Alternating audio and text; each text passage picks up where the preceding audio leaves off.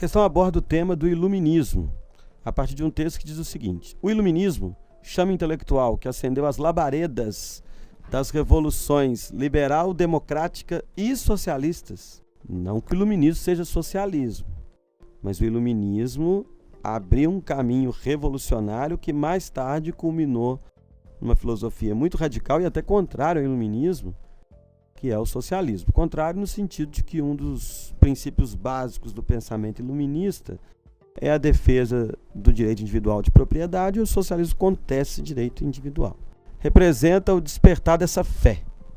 Então, olha só, o iluminismo é uma fé também. Fé no quê? Na convicção de que a ciência é capaz de desvelar valores universais. Crença numa verdade objetiva, libertadora. Mas curiosamente, apesar do iluminismo defender tanto a razão, acaba sendo uma fé na razão, né? Uma fé na ciência. Com base no texto, uma explicação para o crescimento do movimento iluminista durante o século XVIII seria, vamos lá, as alternativas. Então, por que o iluminismo cresceu durante o século XVIII? Devido à consolidação das corporações de ofício, como as guildas e as ranças? Não, as corporações de ofício marcaram a Europa da Baixa Idade Média.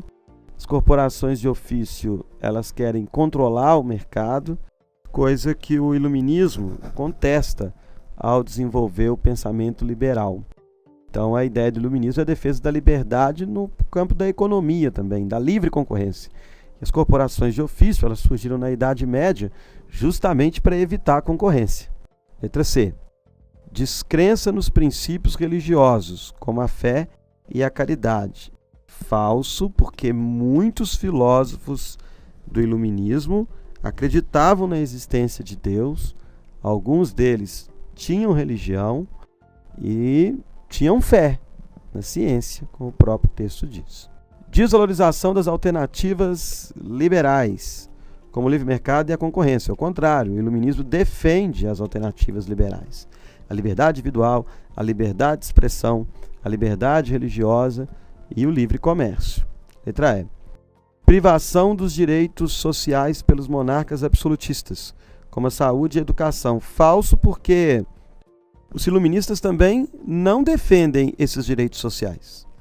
Os iluministas defendem a ideia de igualdade perante a lei e que cada indivíduo, usando a sua liberdade, é responsável pelo seu destino, pelo seu futuro.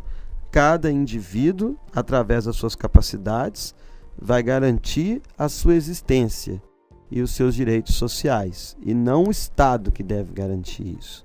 É o pensamento liberal, que hoje tem ganhado cada vez mais força com o chamado neoliberalismo, que seria um resgate mais aprofundado dessas ideias. E a letra B responde a questão. Então, uma explicação para o crescimento do movimento iluminista seria a crítica aos valores sociais vigentes, sim, aos valores do absolutismo, que os iluministas chamavam de antigo regime, como os privilégios, ou seja, uma crítica aos privilégios da nobreza, do clero, dos monarcas absolutistas, ao fato da nobreza não pagar determinados impostos, de ter regalias jurídicas, e a divisão nobiliárquica, ou seja, o iluminismo contesta aquela sociedade estamental baseada no privilégio de nascimento e passa a defender a ideia de igualdade perante a lei. Ou seja, socialmente, na ótica iluminista, sempre haverá ricos e pobres. As diferenças sociais, elas são da natureza humana, na visão iluminista. No entanto, é possível haver igualdade perante a lei. Independente da origem, independente do poder financeiro, todos, ricos, pobres, nobres ou não, terão que ter os mesmos direitos e os mesmos deveres. Então, por isso, letra B.